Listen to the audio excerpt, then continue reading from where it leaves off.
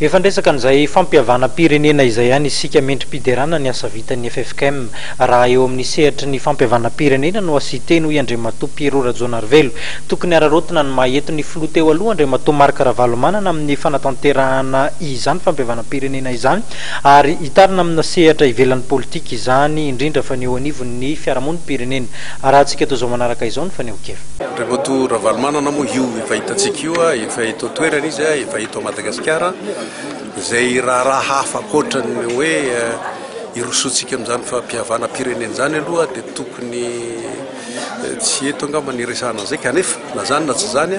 tsara ihany angamba nararotana ny fahatongavana eto Madagasikara no hitadiavana ny fomba rehetra hoe ahoana amin'izay rosona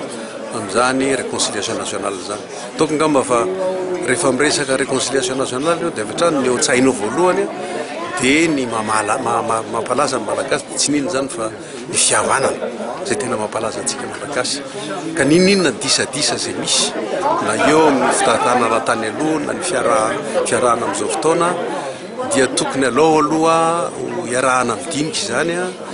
amin'ny latabatra boribory hoe inona nataony anina inona nataony atsy dia efa nazavy eo amin'izay zahatra tokony hoe ny fanomezantsiny na tonga an'izany disadisa tsy hatateraka zany fihavanana zany fa kosa rehefa vita ny mazava amin'izany ary tsy ny hoe ny mpanao politika fotsiny sy ireo lefa ataontsika hoe miaraka amin'ny latabatra boribory na niaraka tamin'ny FFM zany niaraka tamin'ny FFKM fa tokony velarina amin'izay besin'ny maro mba lala tsara ao anatin'ny mangarahara tanteraka fanaovana zany fampihavana pirenena zany.